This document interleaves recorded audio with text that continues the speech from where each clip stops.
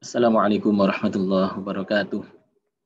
Bismillah, alhamdulillah, wassalatu wassalamu ala rasulillah, Sayyidina Maulana Muhammad bin Abdullah wa ala alihi wa sahbihi wa mawalah la hawla wa la quwwata illa billah. Qala rabbi shrah li sadri wa yassir li amri wa hlul 'uqdatam min lisani yafqahu qawli. Amma ba'd.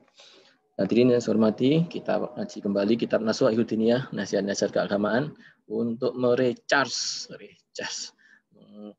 memberikan suplai asupan gizi kembali kepada diri kita supaya nggak sampai lupa terhadap prinsip-prinsip agama ini.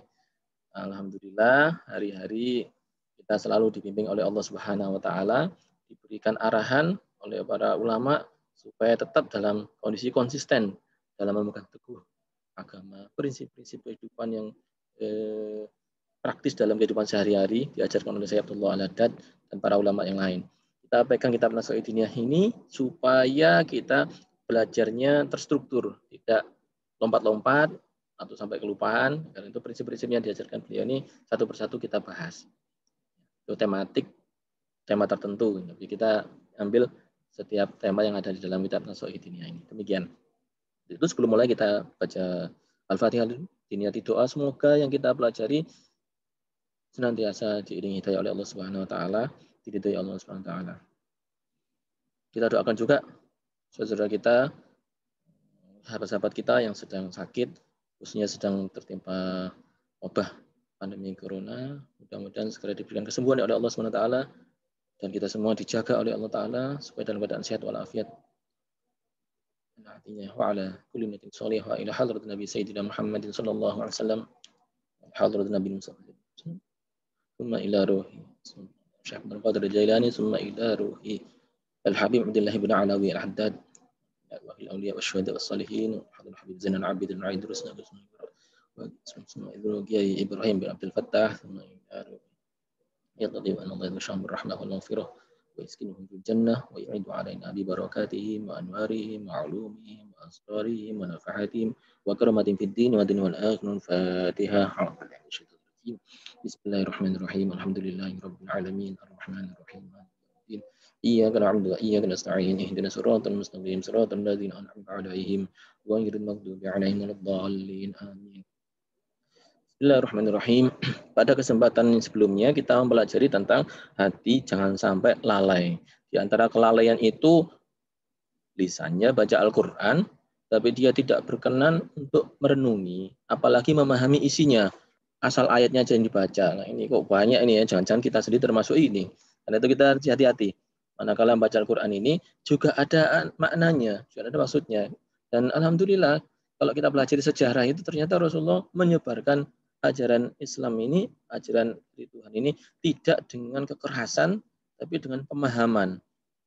Banyak sahabat itu yang masuk Islam itu gara-gara mendengar bacaannya Rasulullah.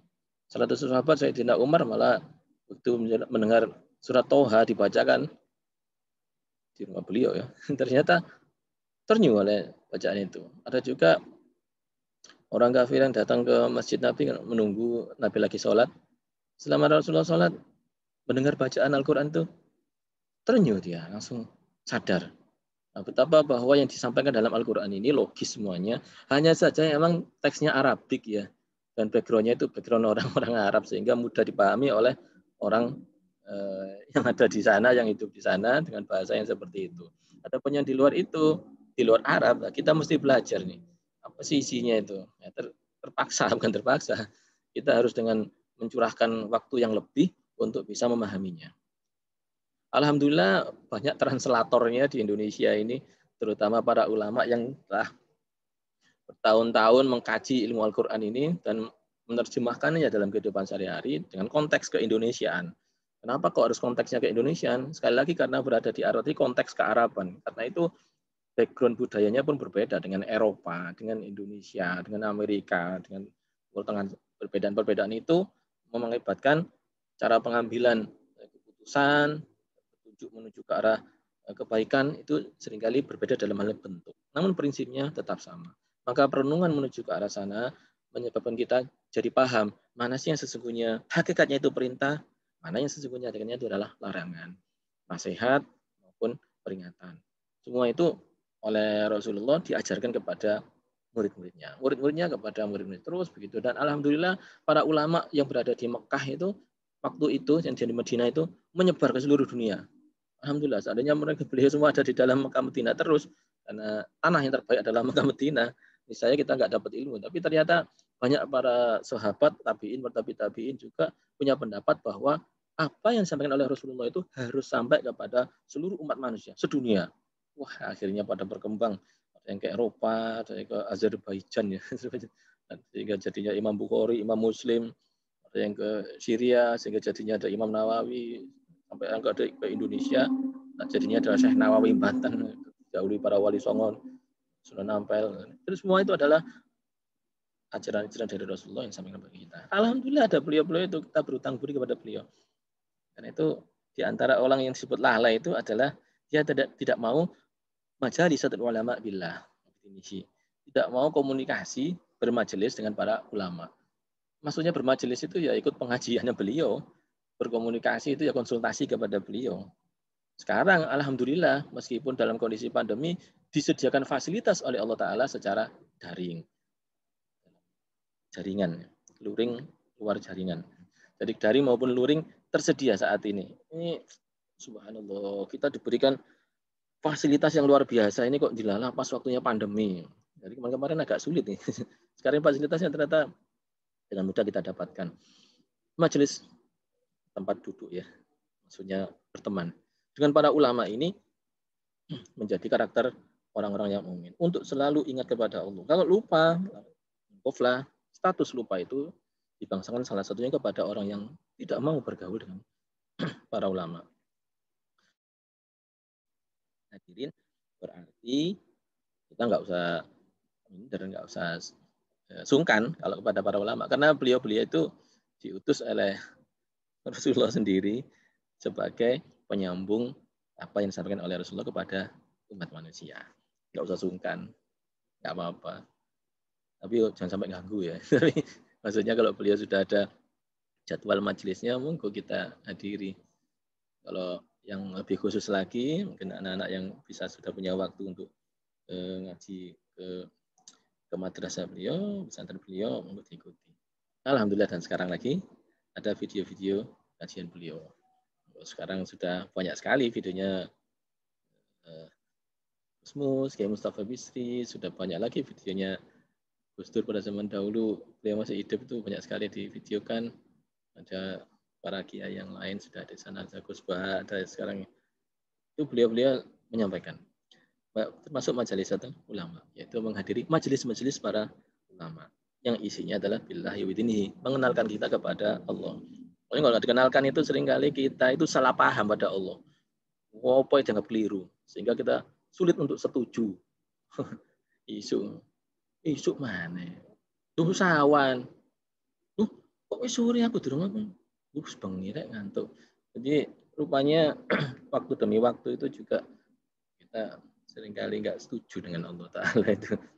Cepet sih, cek tas adan nih. Bukan disuruh sholat.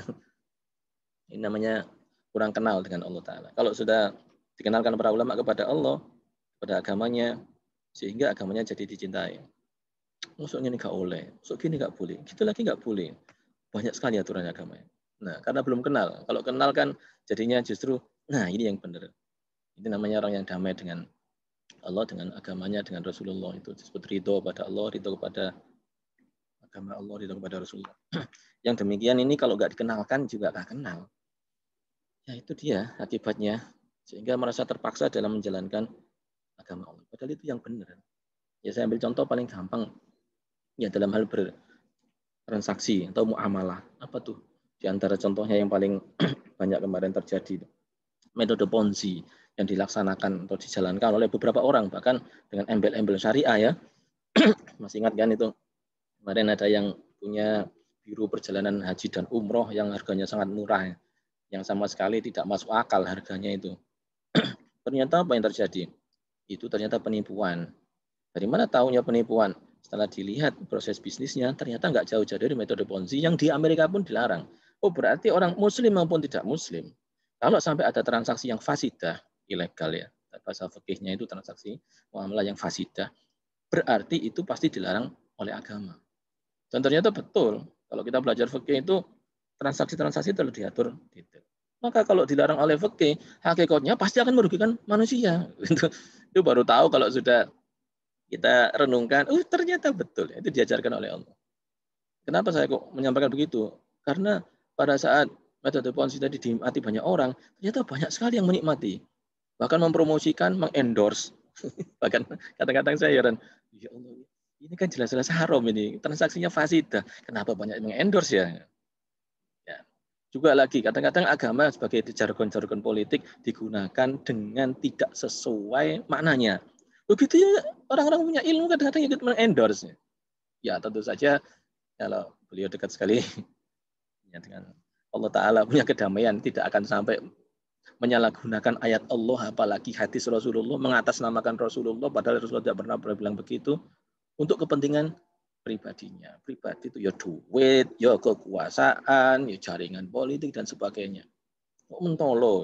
Ya, yang demikian ini seringkali menjadikan ayat ini jadi nggak damai dengan masyarakat. Sehingga manusia tidak suka atau tidak akrab dengan ayat itu lagi.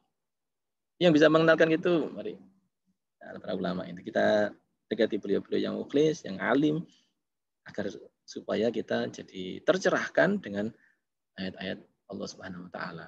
Pertanyaannya mungkin apa masih ada? Corona ini aja sekitar 230-an kiai saat ini wafat kapundhut. Istilahnya wafat itu intiqal ila rafiqil a'la, berpindah kepada level yang di sisi Tuhan. Ternyata beliau-beliau yang meninggal dunia ini para ahli Quran, orang yang sangat paham terhadap Al-Quran. Ini mungkin ada yang tanya, itu yang nggak paham Al-Quran tapi kok suka menghasut dengan pengajiannya, itu nggak mati-mati. Nggak boleh ngomong gitu ya. Kok yang meninggal dunia kok malah orang yang ahli-ahli dalam Al-Quran ini gimana ini? Nggak boleh ngomong gitu. Kita nggak usah memprotes apa yang ditetapkan oleh Allah Subhanahu wa taala. Enggak. Kita pasrah kepada Allah Subhanahu wa taala tentang wafat, tentang umur itu. Sekali lagi pertanyaannya adalah apakah ada orang-orang yang tetap konsisten kepada ajaran Islam ini? Ini juga kayaknya yang ditanyakan oleh para pejabat. Katakanlah sekarang ya banyak menteri baru. Terus beliau dengan tanggung jawabnya yang baru itu merasa harus bersih nih kementeriannya. Karena itu dia harus memilih orang-orang yang bersih untuk duduk dekatnya. Kok angel ya, sulit sekali ya di kementerian. Di kampus begitu, di pemerintahan gitu, kabupaten begitu, mungkin di perusahaan apalagi seperti itu. Nyari orang yang baik kok sulit ya. Mungkin pertanyaan adalah apa orang baik sudah diambili Allah Ta'ala sehingga sekarang ini sepi dunia dari orang-orang baik. Mungkin pertanyaan itu. Saya kadang-kadang saya sering mendapat pertanyaan, nyari ulama kok sulit ya. Kadang-kadang sudah ketemu kayak gitu, ternyata dia mbateni. Badi. Oh di belakang ternyata lebih parah ternyata. Nah, gitu. Karena itu mari kita cek nih di kitab sini. So, itu ya. Bismillahirrahmanirrahim. Ala annal ardo la takhlu insyaallah minhum. Tenang aja. Insyaallah ini kehendak Allah ini. Insyaallah bumi nggak akan sepi dari beliau semua itu. Serius, akan ada. Wa in amma fasadu zaman, sekalipun kerusakan zaman ini sudah merata. Mungkin ada beberapa orang yang mengatakan, kok mulai dhuwur sampai ngisor ya, kok rata ya. Orang korupsi kok bisa berjamaah begitu. Saling melindungi. Yang ini ketika ditemukan ternyata nutupi yang itu. Yang itu ditanyai nutupi yang ini. Saling menutupi. Rata begini apa bisa ya? Kita ini akan menegakkan kebenaran. Yang kebatilannya itu sudah jadi majority. Misalnya ini.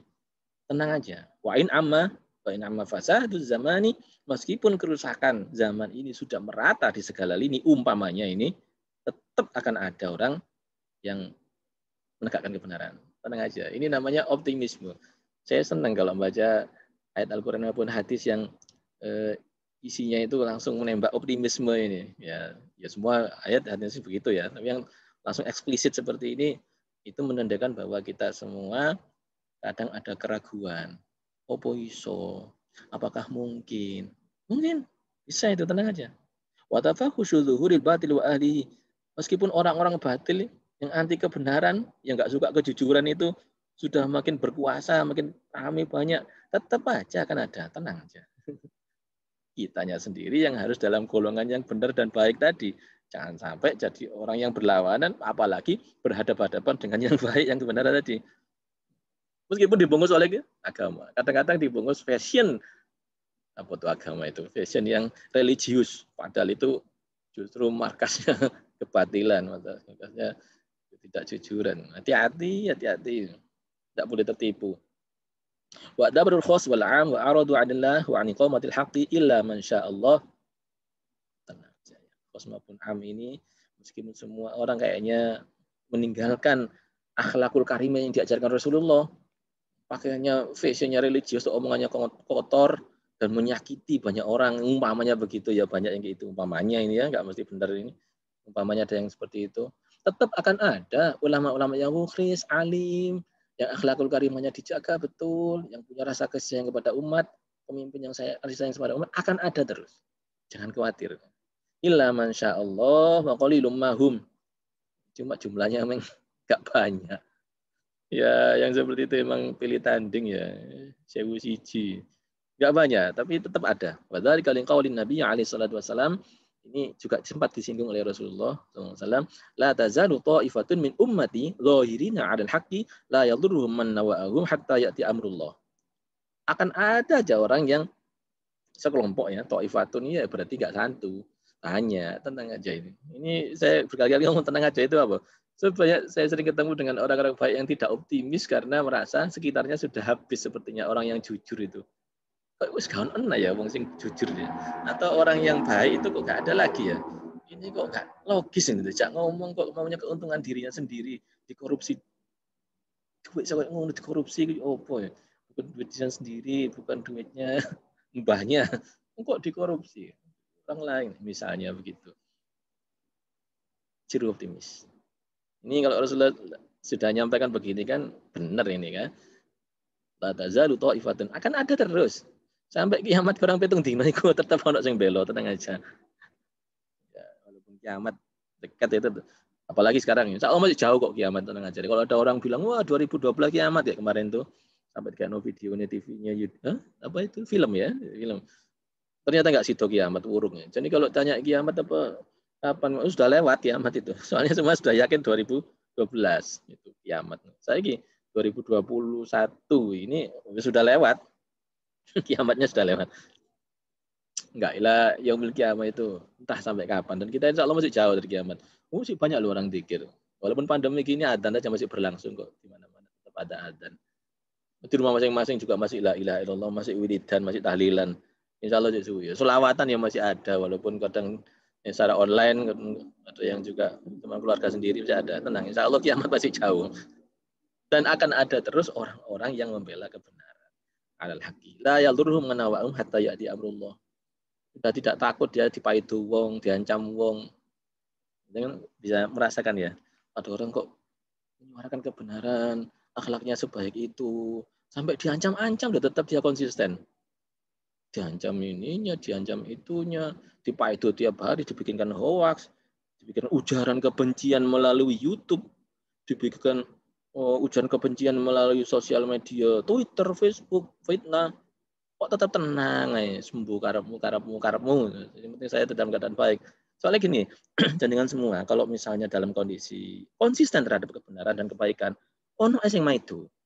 Tapi jangan khawatir, kita melakukan sesuatu tetap dipaidu, dinyinyiri orang. Kita tidak melakukan sesuatu, ya tetap dipaidu, ada yang nyinyir. Jadi dinyinyiri orang itu akan ada terus. Nek lapo-lapo dipaidu, gak lapo-lapo dipaidu, ya enak lapo-lapo. Benro rasane lapo-lapo. Sampean lapo ae urip nantunya nek gak ape lapo-lapo. Berarti mari kita lakukan sesuai konsep kita. Kalau wis dirasa benar, kalau sudah kita rasa ini benar, ini baik, sudah. Itu benar udah baik, lakoni sudah. Enggak usah perhatikan paiduane wong. Apalagi sampai ada orang yang nyinyir bikin hati kita sakit. La yahzunka qauluhum inna na'lamu ma yusirruna wa ma yu'linun. Yahzunka qauluhum itu ojo sampai, jangan sampai omongan orang itu menjadikanmu sedih. Oh iya loh, sekarang ini kita sedih kebanyakan karena apa coba? Omongannya orang. Itu di Al-Quran berkali diingatkan ya. Jangan sampai jadi sedih gara-gara omongan orang. Ya, mudah-mudahan kita termasuk yang golongan ta'ifatun min ummati zahirin al-haqqi ini. sekelompok umatku yang diakuni Rasulullah ini, umatku loh ini, zahirin al-haqqi. Dia terang-terangan mengeksplisitkan dirinya sebagai orang yang berdiri di kebenaran. La yadhurru mana'wahum. Enggak bingung dia. Ya walaupun mendapatkan yang tidak enak itu hatta ya'ti amrullah hingga datangnya ajal. Jadi amrullah itu kapundhut ya, seto meninggal dunia. Ya, kita disuruh optimis bahwa ada temennya loh, nggak sampai entok. Ya kadang-kadang kita kan kok ijenan saya ya, kok jadi orang asing saya ya. Yo, tengen kalau diajak ngomong kok nggak nyambung ini. Jelas-jelas tujuan kita kemuliaan seperti ini, kok itu ngajak kepada kehinaan. Yo, tengen tolak-tolak lagi. Jelas-jelas ini adalah kebenarannya, ini yang benar ini. Allah Ta'ala mengajarkan supaya kita sayang kepada orang, merukunkan orang, mengangkat derajat ekonomi seseorang, mengangkat derajat martabat pendidikan seseorang yang tadinya hina jadi mulia. Kok ditentang? Maksud aku ini sendirian, ijenan? Enggak, tenang aja. Optimis. Ada di luar sana, ya, setidaknya di luar lingkar kita ini, yang la tazalu ta'ifatu min ummati. Ini dijamin oleh Rasulullah. Berarti Allah Ta'ala ini kan la yantiqu 'anil hawa in huwa illa wahyu yuha. Yang dihaturkan Rasulullah itu tidak lain semata-mata wahyu dari Allah, bukan idenya Rasulullah. Alhamdulillah kalau kayak gini nih insya Allah pada optimis ini. Sama jadi pemimpin, mungkin juga yang dipimpin sama aja. Di konsistensi atas kebenaran dan kebaikan ini ya digoyah-goyah oleh orang, dipengaruh-pengaruhi supaya kita bergeser, nggak usah khawatir. Nggak usah bilang sendirian, ada temannya. Banyak temannya itu. Ma'akhbarin wa atharin kasirotin. Maka malah banyak ini hadis yang seperti ini. Akhbar dan asar. Bedanya khabar dan asar tahu kan ya? Kalau akhbar itu hadis yang ujungnya langsung qala Rasulullah. Kalau asar itu ujungnya qala kepada sahabat. Misalnya qala Ali bin Abi Thalib. Nah, Sayyidina Ali bin Abi Thalib telah berkata, nah itu asar berarti. Kalau ujungnya qala Rasulullah atau sami itu Rasulullah SAW, misalnya saya telah mendengar Rasulullah berbicara seperti ini, melakukan seperti ini, itu berarti dibangsakan kepada Rasulullah. Namanya khobar. Kalau pada sahabat namanya asar. Ya dua-duanya hadis. Wa asarin katsirotin. Di asar, khobar dan asar tentang ini banyak sekali. Memberikan optimisme kepada orang-orang yang tegak membela kebenaran dan kebaikan. Bener tok gak api gak oleh. Api tok tapi gak bener ya kurang. Ya harus ya bener ya api. Tadullu ala anna al-ardha la takhlu fi kulli zamanin. Setiap zaman, mulai zamannya kan Nabi sampai sekarang ini, coba sudah bermacam-macam ya orang-orang yang pengen menghancurkan Islam, menghancurkan para ulama, para kiai di, yes. Tapi tetap aja ada. Islam yang diajarkan oleh Rasulullah ini seringkali dikelirukan dengan Islam yang ternyata bukan ajaran Rasulullah. Kekerasan, ngadu domba, menghasut kiri kanan. Itu kadang mengatasnamakan Islam. Akan ada terus pada zaman orang yang begitu. Mungkin pertanyaan Anda ini, gimana kalau orang yang itu ditangkap semua dibunuh, dipateni ke WP, bersih dunia untuk uang jahat-jahat itu. Apalagi yang mengatasnamakan agama untuk keburukannya dia itu demi kepentingan tenang aja. Walaupun dibunuh semua ya habis bersih pemutihan. Nanti akan ada lagi karena sudah dijamin sampai kiamat. Dan orang-orang baik pun begitu. Walaupun ditekan terus dibersihkan misalnya nggak ada orang lagi orang yang baik akan lahir nanti. Ada aja. Juga ada buktinya. Apa terjadi itu? Zaman Nabi Nuh. Zaman Nabi Nuh pernah ada pemutihan. Orang yang nggak baik itu nggak mau naik kapalnya Nabi Nuh.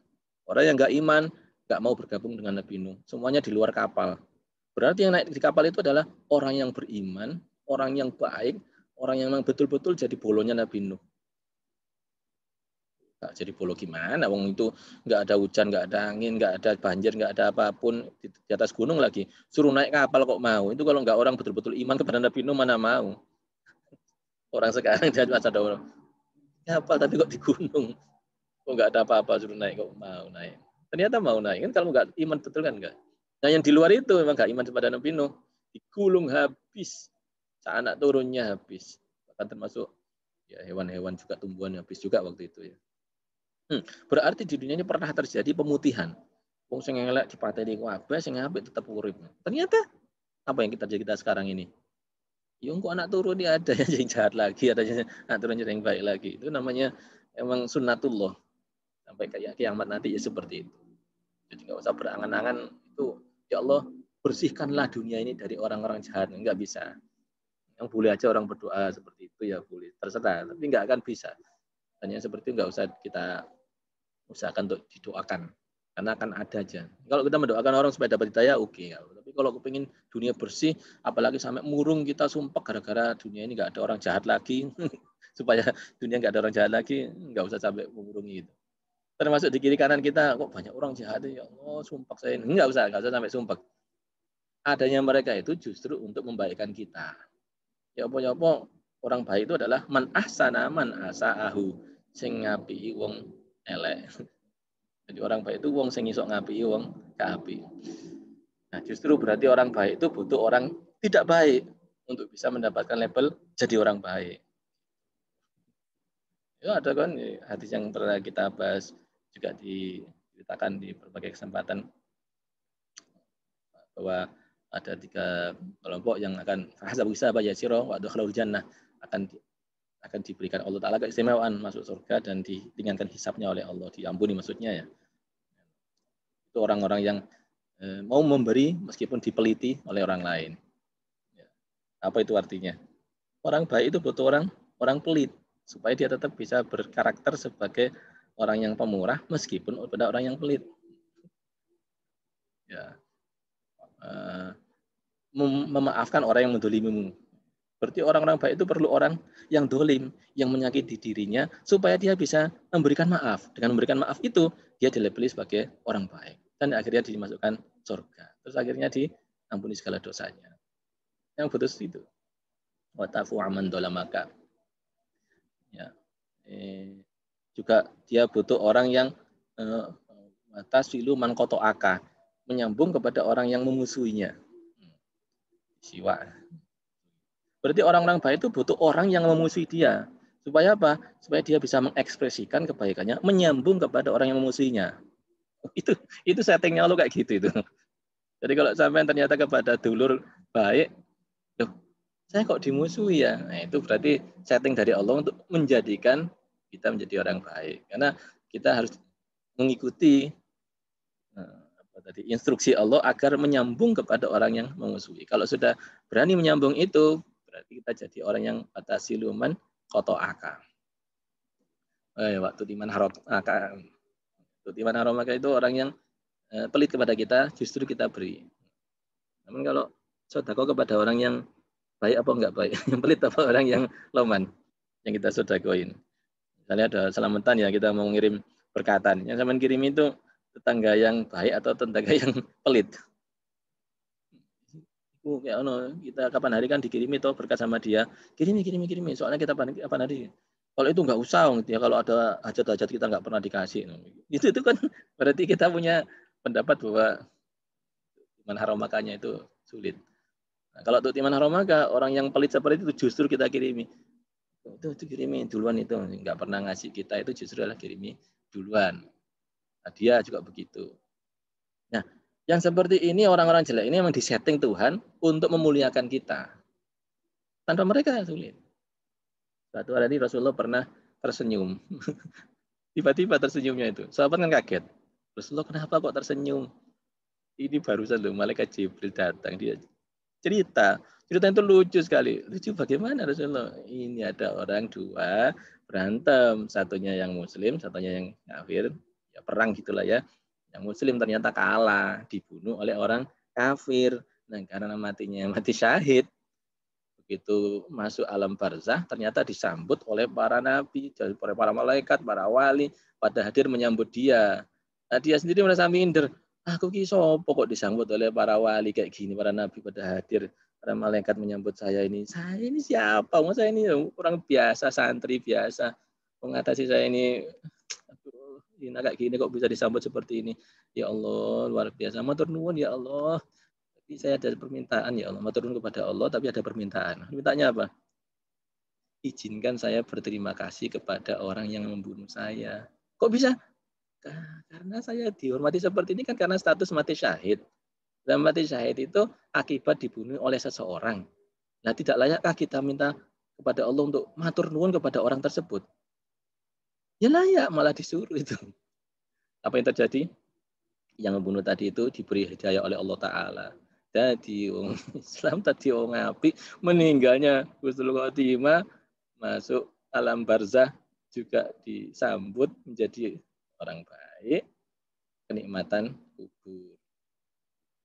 Ketemu. Ketemu, begitu ketemu di alam barzah itu rangkul-rangkulan dua-duanya itu. Mas, matur nuwun ya. Sudah lama sama saya tunggu-tunggu di sini. Gara-gara sampean pateni dulu loh, saya itu jadi mulia kayak gini. Saya itu di status mati syahid, itu dimuliakan kayak gini oleh Allah Ta'ala ini. Saya matur nuwun kepada sampean sudah membunuh saya jadi mati syahid ini. Ngono itu jadi itu. Dan yang bunuh tadi itu juga dimatur nuwun. Iya, saya juga matur nuwun. Saya itu katanya sih para malaikat tadi, saya itu dapat hidayahnya itu karena doa sampean. Katanya sampean yang bikin proposal ya. Matur nuwun ya, proposal sampean diterima Tuhan untuk saya. Pak, segini iki apa kita mau jengkel kepada dua orang? Enggak, ada aja. Mungkin orang yang melakukan enggak enak itu pada hakikatnya disetting Allah Ta'ala untuk bagian kita. Karena itu kita juga harus tetap optimis. Saya yakin apa yang dimaksud oleh Rasulullah, la tazalu ta'ifatun min ummati ini adalah kita sendiri ini. Para santri, umat Islam yang mau belajar, mau ngaji ini, ya ini ta'ifatun min ummati ini. Ada sekelompok umatku nanti yang dia itu tak henti-hentinya konsisten terhadap kebenaran. Layak dulu minawa'um, dia tuh nggak peduli meskipun dipaitu uang, diomeli uang, bahkan diancam uang, nggak peduli. Dia tetap konsisten untuk menegakkan kebaikan, kebenaran. Dia sendiri juga konsisten terhadap dirinya sendiri. Begini saudaranya. Jadi jaminan ini saya harapkan ini bukan untuk sekedar menunggu satrio piningit yang dimaksud itu, enggak, tapi kita sendirilah yang disetting oleh Allah Ta'ala untuk menjadi dhahirina al-haqqi. Ya, bersedia untuk menata diri kita sesuai dengan level kita. Level kita tingkatnya itu RT ya di tingkat kampung itu. Kalau tingkatnya kita sudah level kota kabupaten ya berarti kita sudah level itu. Levelnya itu nasional ya berarti di situ level kita. Sesuai dengan levelnya masing-masing. Nggak usah lompat level. Sekarang ini karena sosmed sudah menjadi budaya, akhirnya setiap orang berpikir untuk nasional, untuk negara. Sakjane presiden kudu ngene, sakjane DPR untuk kudu ngene. Akhirnya ngomel-ngomel tok padahal yang di dekatnya sini nggak teratasi. Di keluarganya sendiri harusnya diatasi. Mana yang tidak hak, tidak khoir itu diatasi. Di unitnya sendiri, di kampungnya sendiri, di perusahaannya sendiri, di sekolahnya sendiri, istilah itu, di kampusnya sendiri, sama itu semua sesuai dengan levelnya kita berusaha. Yang disebut di sini adalah annal ardu la takhlu fi kulli zaman an asabatin min ahlil haqqi. Tetap akan ada orang yang disetting oleh Allah Ta'ala untuk konsisten sebagai ahli hak. Mustaqimina ala kitabillahi ta'ala wa sunnati rasulih sallallahu alaihi wasallam. Settingnya itu meliputi dia sampai konsisten kepada Al-Quran, ajaran Rasulullah sallallahu alaihi wasallam. Al-Quran dan hadis sunnah Rasul. Nah, Rasul disuruh oleh Rasulullah untuk menolong orang, ini kok malah mengganggu orang. Disuruh oleh Rasulullah untuk menyayangi sesama, ini kok malah ngejak musuhan. Jauh sekali. Kalau begitu itu sudah jauh dari ajaran Rasulullah. Jujur kok malah bohong. Haram didik-didik kan nggak apa-apa. Iya apa sih haram didik-didik? Kadang-kadang sering dengar orang-orang yang meremehkan halal haram, meremehkan hak orang lain. Hati-hati, kita hati-hati. Baik, wa yura'annahum yaqilluna jiddan fi akhir zaman. Hanya saja biasanya itu minority. Ya, kalau minority memang ya di akhir zaman ini nggak banyak. Mayoritasnya enggak begitu. Maka jasatirun hatta la ya'rifuhum, kadang-kadang tertutupi, tidak nampak. Kita cari ulama yang baik, yang tulus, ikhlas, yang ya alim, ya mukhlis, ikhlas, ya taqarrub ilallahnya yang kuat. Gampang yang wali itulah ya. Sekarang akhir-akhir ini dengar pengumuman ada ulama di sana, di Brebes, di Kebumen meninggal dunia, di Madura, di mana Sidoarjo, Surabaya. Ada kiai ini dulu adalah dulu aku kayak ngerti ya, dulu kok nggak ngerti ya saya kalau di situ ada ulama, ada kiai yang banyak ternyata di seantero tanah air ini. Dan meskipun beliau itu sudah pada wafat, akan ada penggantinya, akan ada santrinya, dan ada putra-putri beliau yang tetap melanjutkan. Dan kalau kita termasuk di antara beliau-beliau itu, kita itu yang disetting oleh Rasulullah tadi itu, Allah Ta'ala disetting melalui ini berita dari Rasulullah, ta'ifatun min ummati. Ya, pengajian begini ini termasuk bagian dari membina ta'ifun min ummati ini. Nah, itu ya justru kita lah yang memang disetting oleh Allah Ta'ala untuk menjadi agen-agen kebenaran dan kebaikan ini. Oke. Meskipun di akhir zaman gak patek ono kancane. Di akhir zaman ini. Ya, kau iranum yang dulu. Dan waktu satiruna dan kadang-kadang golek konco wangel karena nggak ketemu, ketutupi. Hatta la ya'rifuhum, ya mereka tidak dikenal. Qad itu artinya ada dua macam ya. Qad yastatiruna. Qad itu kalau diikuti fi'il madhi artinya sungguh-sungguh. Tapi kok qad diikuti fi'il mudhari yang ada ya yastatirun ini artinya kadang-kadang. Jadi qad yastatiruna ini kadang-kadang mereka tertutupi, kadang-kadang tidak tertutupi. Akhirnya mudah dikenali. Hatta la ya'rifuhum hingga sulit dikenali. Wa yahtadi ilaihim illa talibu as-shadiq. Nah, untuk menuju kepada beliau-beliau ini, para ulama pembela kebenaran dan kebaikan ini sepertinya sulit. Sulit karena kitanya sendiri tidak mendapatkan sinyal menuju ke beliau atau beliau sendiri memang tertutupi tadi. Tapi ada yang tidak kesulitan. Oleh Allah Ta'ala diberitahu, orang itu at-talibu as-shadiq. Orang yang nyarinya itu dengan tulus. Emang sungguh-sungguh mencari. Beberapa teman kita tanya, jenengan kok kenal dengan itu, dengan beliau itu? Iya sudah lama saya ikut. Kapan kenalnya? Itu tahun sekian. Saya memang mencari betul, mencari guru saya ini. Betul-betul mencari. Nyarinya itu tulus sekali. Mencari kepada orang yang diutus oleh Allah sebagai tadi ta'ifatun min ummati yang terhadap kebenaran, konsisten kepada kebenaran dan kebaikan ini. At-talibu as-shadiqu, kita jadi santri yang tulus, yang shadiqu tulus ya. Talib sungguh-sungguh mencari. Warraqibu al-mukhlisu, berharap, ya, memang orientasinya hanya kepada Allah, berharap pada Allah. Dongo, nyuwun ya Allah, mudah-mudahan saya mendapatkan hidayah dari ihdinas. Ya, mudah-mudahan ditemukan dengan orang-orang ahli, para kekasih Engkau ya Allah. Al-mukhlisu, ikhlas. Tidak ada tendensi apapun. Ini semata-mata kepingin makin dekat dengan Allah, makin dekat dengan Allah. Hati saya juga makin bersih, makin bersih. Memang kadang-kadang keliru sih.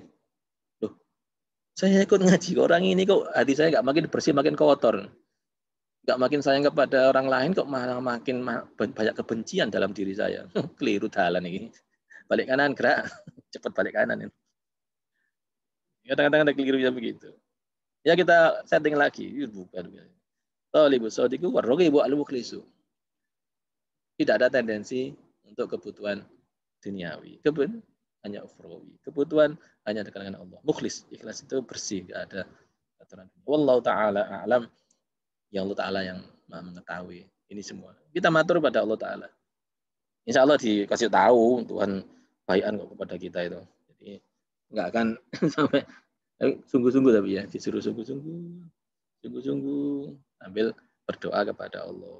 Nanti kita supaya ikhlas. Ini dua hal ini. Yaitu kita sebagai pencari, sebagai santri mencari bimbingan para ulama ini.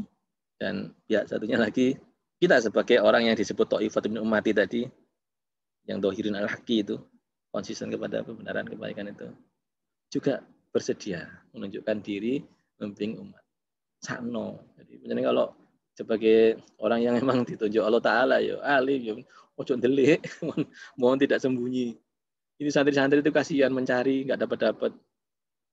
Punya semua yang memang udah nyantri bertahun-tahun, sudah punya ilmu agama, monggo tutup-tutup tadi itu disingkap.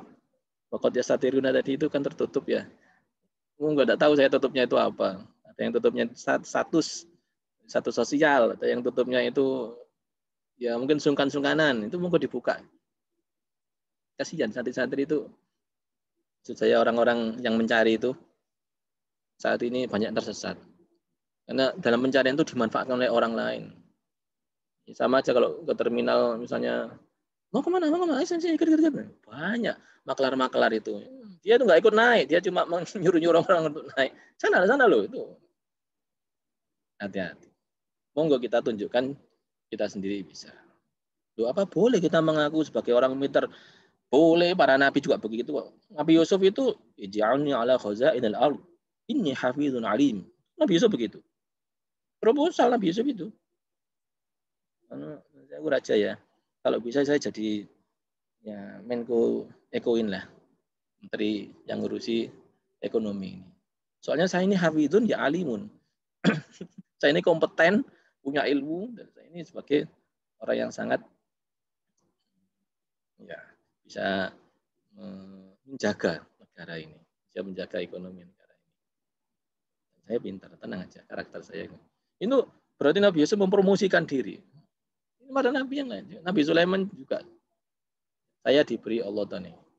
Wa ataniyal mulk. Allah Ta'ala sudah memberi saya kekuasaan. Kalau Anda hanya kepingin menunjukkan kejayaan di depan saya, kalah sama kejayaan yang diberikan Allah kepada saya. Saya diberikan ilmu dan kekuasaan oleh Allah. Ini Nabi Sulaiman pun mempromosikan diri untuk bisa berdakwah dengan baik itu. Monggo kita promosikan bagian termasuk dohirina al-haqi ini. Pengen jadi pemimpin, monggo nggak apa-apa. Emang nggak boleh mencalonkan jadi bupati misalnya wali kota. Kalau memang penjenengan adalah dohirina al-haqi ini, calonkan diri. Ya itu pertimbangan daripada sekarang ini teman-teman tadi terjebak mencari, mendapatkan yang keliru. Saya ini saya agak menyalahkan sedikit orang-orang yang al-haqi ini. Sampai kok delik sih, jangan sembunyi. Itu loh sampai keliru akhirnya yang dijadikan sebagai pemegang amanat itu orangnya kayak gitu. Dan dengan kan bisa. Kok sembunyi kenapa? Ayo bangun yuk. Gitu. Saya itu kata-kata kepingin ngasih tahu begitu. Ya, kadang-kadang pemilihan bupati jelas-jelas koruptor, bapak ya koruptor, mbak koruptor. Arekku ya koruptor, jelas-jelas ini korupsi. Ya dadi bupati lagi. Itu ya Allah. Kata-kata kita tanya, nang diuteki wong-wong itu. Ternyata kalau kita telisik betul ke situ, karena mereka tidak punya pilihan. Loh, emang nggak ada di kota itu orang baik? Ada tapi sembunyi. Ada tapi tertutupi. Ada tapi minder. Monggo kita termasuk dohirin lagi. Saya yakin ya, di antara hadirin yang mendengarkan ini juga banyak orang-orang yang punya kompetensi tinggi untuk bisa menjadi pemegang amanat. Punya kompetensi tinggi untuk mengarahkan umat. Kok banyak ke arah situ, apa ini? Ya karena dari kita hari-hari ini kadang sering ketemu orang-orang yang ya nampak religius tapi tiba-tiba ternyata kelakuannya itu justru merusak negara kita, merusak agama kita, melecehkan kepada Rasulullah. Koyo memuliakan Rasulullah. Tiba yang diomongkan itu ternyata justru melecehkan Rasulullah. Ada orang jahat diparani. Anda ini orang baik yang bilang Rasulullah kepada saya mimpi. Ngono iku ayo. Ya repot kan ya. Atas nama Rasulullah so dibohongi. Kayak enggak. Tanyain, "Kamu Rasulullah beneran tuh?" Enggak ben seneng ae wong iku. Iya apa sih? Nah, aku rada sama Rasulullah ya.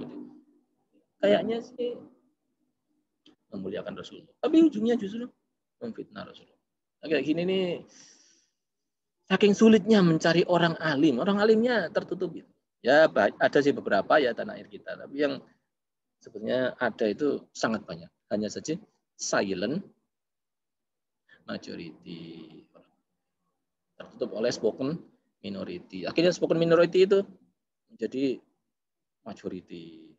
Ya, kita akhirnya rugi waktu, rugi tenaga, rugi pikiran, rugi biaya. Gara-gara terlalu banyak constraint seperti itu. Monggo jangan sembunyi, yang alim-alim. Monggo tampakkan diri melalui YouTube ya boleh, langsung to the point ya boleh. Cara-caranya silakan dipertimbangkan. Yang penting jangan sembunyi. Monggo dipimpin umat ini ke arah yang baik, ke arah yang benar. Demikian, insya Allah minggu depan kita cerita tentang men-setting hati supaya jadi hati yang terbaik. Dengan ada yang baik, ada yang lebih baik, ada yang terbaik gitu kan ya, kita harus bisa men-setting. Insya Allah berikutnya kita akan bahas itu. Demikian, kalau ada yang disampaikan saya persilakan. Kita tutup lebih dahulu dengan berdoa. Bismillahirrahmanirrahim. Alhamdulillahirabbil alamin. Allahumma shalli wa sallim ala sayyidina Muhammad wa ala ali sayyidina Muhammad walhamdulillahi rabbil alamin. Allahumma inna nas'aluka al-'afwa wal 'afiyah wal mu'afata ad-da'imah fid din wa dunya wal akhirah. Ya Allah, maafkanlah kami. Ya Allah, berilah kami kesehatan dan keselamatan di dunia wal akhirah. Allahumma inna nas'aluka ilman nafi'a wa rizqan wasi'an halalan mubarakan thayyiban wa waladan shalihan wa amalan mutaqabbala. Rabbana la tuzigh qulubana ba'da idh hadaytana wa hab lana min ladunka rahmah innaka antal wahhab. Rabbana hab lana min azwajina wa dhurriyyatina qurrata a'yun waj'alna lil muttaqina imama waj'alna lil muttaqina imama. Rabbana atina min ladunka rahmah wa hayyi lana min amrina rasyada. Rabbana atina fid dunya hasanah wa fil akhirati hasanah wa qina adzabannar. Sallallahu alaihi Muhammad sayyidina Muhammad alhamdulillahirabbil alamin. Maaf tadi ada doa yang Rabbana atina min ladunka rahmah wa hayyi lana min amrina rasyada. Itu saya ingat itu Gus Dur sebelum wafat itu saya sempat sowan kepada beliau. Ya gampangnya sebagai santri mohon ijazah ya. Beliau nyampaikan saya ini apa nggak ngerti apa-apa. Cuma kakek saya itu memberitahu saya. Kakek saya itu memberitahu saya atau beliau nggak henti-hentinya. Sering ya Pak baca Rabbana atina min ladunka rahmah wa hayyi lana min amrina rasyada. Jadi itu Gus Dur yang memberi. Ya, karena langsung kepada saya, sekarang saya sampaikan kepada hadirin supaya dipersering doa seperti itu. Rabbana atina min ladunka rahmah wa hayyi lana min amrina rasyada. Surat Al-Kahfi ada itu. Allah berilah kami min ladunka rahmah, kasihanilah kami ya Allah. Wa hayyi lana, berilah kami inspirasi min amrina rasyada, petunjuk untuk bisa memecahkan masalah-masalah dengan kami. Demikian, mohon maaf kalau ada kurang lebihnya, kalau ada tutur kata yang kurang berkenan, saya lagi mohon maaf. Assalamualaikum warahmatullahi wabarakatuh. Waalaikumsalam Waalaikumsalam warahmatullahi